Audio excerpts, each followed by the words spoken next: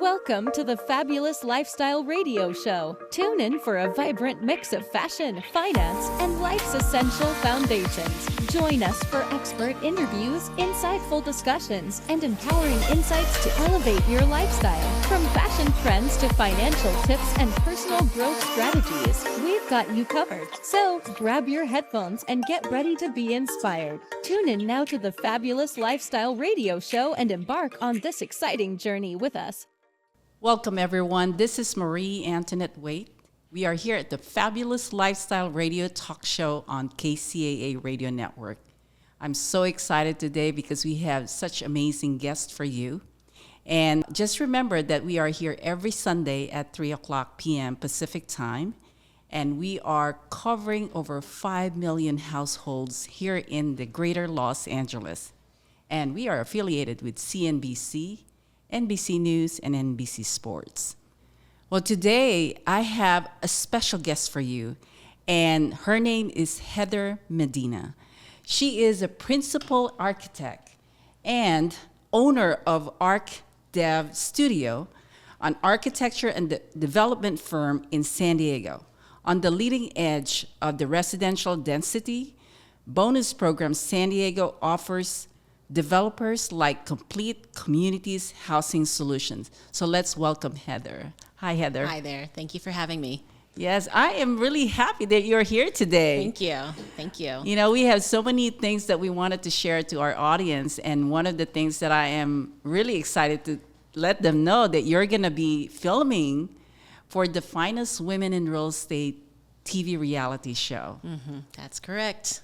So what do you think so far about this project that you're going to come into? Oh, gosh, it's something I never expected, honestly, and then in a small way, I kind of did expect it because of where I want to take my business eventually is going to have a philanthropic arm as well, and I had wanted to document it at some point, and so I just feel like all the pieces of the puzzle are kind of coming together, and everything that's meant to be, everything that we've been working so hard for so many years, is just finally coming into play, and I just grateful is, probably the best word I could use to describe how I'm feeling right now. That is so awesome. Well, the first time I met you is at the San Diego Creative Investors Association. Mm-hmm. And I heard you speak, and you are just incredible with the information that you have shared during that event. Thank you. Now, you. tell me a little bit about your background. I know you are an architect, but how did it all start for you? Oh gosh, we're adding ramps to campuses. We're making things accessible for anybody that's hearing impaired, sight impaired, mobility impaired. You were involved impaired. at that time? Yes. That early? Yes, Wow. yes. And so, there was a teenager, a young man there who was probably 15, 16 years old. And I, said, Heather, just give these kids some of your time. Let's go talk to them because these are the end user for what you're actually doing out here. And one boy in particular was literally in tears because his wheelchair mm-hmm. could not make the turn around the vestibule to get into the bathroom. So every day he had to go to the bathroom, he had to be picked up on either side of his wheelchair and carried in by two workers, placed onto the toilet, do his business, and then be picked up and carried back to his wheelchair. He had to go to the bathroom in the most undignified manner. And for him to be so affected by somebody who's just going to literally come in and design a bathroom layout that would work for him in his wheelchair really impacted me that day. And no matter how small or large the project is, there's going to be an end user at the end of the day, and we're going to have an impact on somebody's life. And that just really struck me that day, like what I do matters to other people. And so I really, really have to take it seriously, and I really have to put my thought into it and make sure that I'm being considerate of everybody once the final product is out there and built. Okay. Well, are you the only child in the family? No. I have a younger brother. I have a half-sister, another whole bunch of other bonus siblings on both sides of the family. But you are one. How many people are involved in the, being an architect or construction? Because you're saying your dad and your mom are both in construction and real estate. Yes, they were. They're separated now. My dad went on later on. Him having his contractor's license was really only for personal projects. Okay. He actually went on to have an alarm business later on, sold that. My mom, she's no longer a real estate agent, but so I'm really the only one that kind of like continued on in the construction industry. Yeah. Wow. It's thinking about it, because if you have brothers, I mean, I would assume that they would probably want to get into the construction, but not them. It's you. No, it's me. Yeah. And, that's definitely something I faced, more so earlier in my career now than I do now, because in my career at the beginning, I would be the only woman on the job site. I would be the only woman in the office. And then now, it's in the office, it's definitely a little bit more 50-50. And then out on the job site, I'm finding that, usually it's about 10% women out on a job site. Yeah. So yeah. And at that time, probably is a lot harder to be in that industry as a woman. Absolutely. Okay, I really would like to learn more about your experience during that time. I mean, being, a woman in the construction or real estate, how was that? There was challenges. There were definitely a lot of people that you have to prove yourself to. Okay. And who will kind of snidely question you or try to test you and see if they could kind of push your boundaries, but that's not everybody.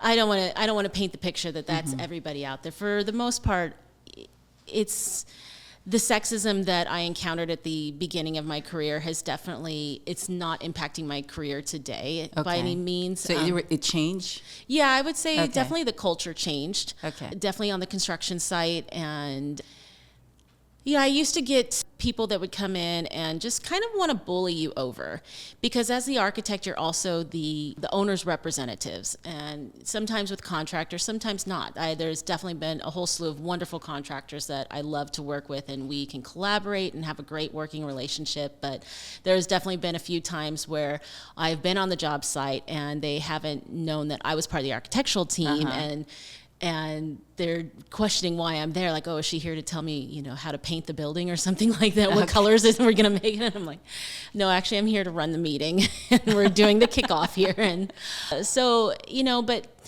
it's just fuel the fire is what it is. It's just fuel, because then it forces you to step up and demonstrate that you are capable of doing what you're doing, and then you wind up earning somebody's respect. And especially nowadays, I go into classrooms, and I've done a program called BEEP a couple times in local elementary schools, and it's really wonderful to see all the little girls in the classroom, especially when they look at you, they're like, oh, women can build, women are in construction, we can do this too. And it just kind of opens up their eyes, because unless if somebody puts it in front of you, you just, you limit yourself. Well, let me ask you, can you share one situation where it was very difficult for you to deal with some of the men in the industry, and how did you communicate, or how did you find a way to get your respect from them?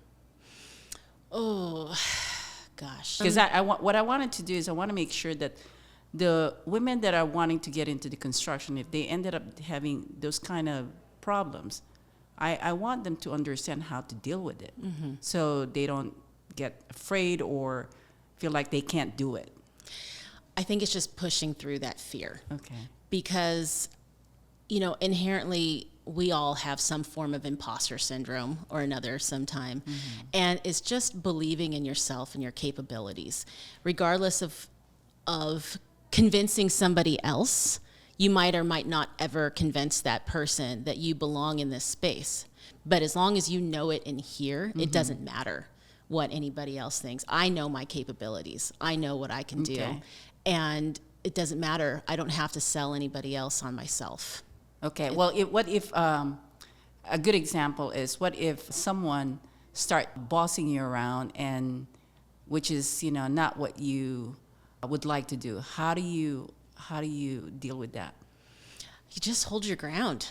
Okay. I've definitely been on job sites before where the contractor's walking, or not the contractor, the superintendent for the contractor was walking around with the client, and he didn't know that I was around the corner looking at other things, and he was trying to tell the owner, see, look at this horrible detailing, like this is why this joint looks bad, this is why we didn't build this. And then, so I'm just holding my tongue and then just taking it all in. And then you just follow up in a written response, and you just be factual with what that response is. And Okay. it's, refer to detail X on sheet XXX. And then clearly you could see that the pieces that were missing in the field and on the building were there on the detail. And you don't try and play the game. You don't try and jump back in and cut them down or show them that you were right and they were wrong. You just be factual. You just highlight the detail. You put it in the email. Here it is. It needs to be installed per plan. That's all. So it requires a lot of control of your emotions too, because Self-control. for women, sometimes it's hard. You get very emotional when you're getting attacked, and that's what I'm trying to figure out. How do you make yourself, very well respected by the people around you, knowing that you are a woman and you have the ability to do what you need to do in the industry, but sometimes they don't look at you the way they look at other men. Mm-hmm. I think you hit it on the head when you said, how do you make them respect you? You just control yourself, and you stick to the facts and let that speak for themselves, and give them enough rope to hang themselves, basically, because they're the ones that are going to make themselves look bad in the long run if they try and throw you under the bus. And just don't play the game of trying to throw somebody underneath the bus. Just be factual, because at the end of the day, it's not about trying to prove somebody right or wrong. It's about getting a building built. And that's my job. I'm there to get a building built. Okay. And I'm not there to fight with anybody or prove that I'm better than or anything like that. Okay. Well, we're going to take a commercial break right now. And I am your host, Marie Antonette Waite, and we are here at the Fabulous Lifestyle Radio Show with Heather Medina. Don't go away. We'll have more information for you. Welcome to the Fabulous Lifestyle Radio Show, where we talk about food, fashion, finance, and foundations of life. We are live on KCAA Radio Broadcasting Network. KCAA is affiliated with CNBC, NBC News, and NBC Sports. We are sponsored by Sheltered Studios, Fire Connect, and Building Solid Foundation.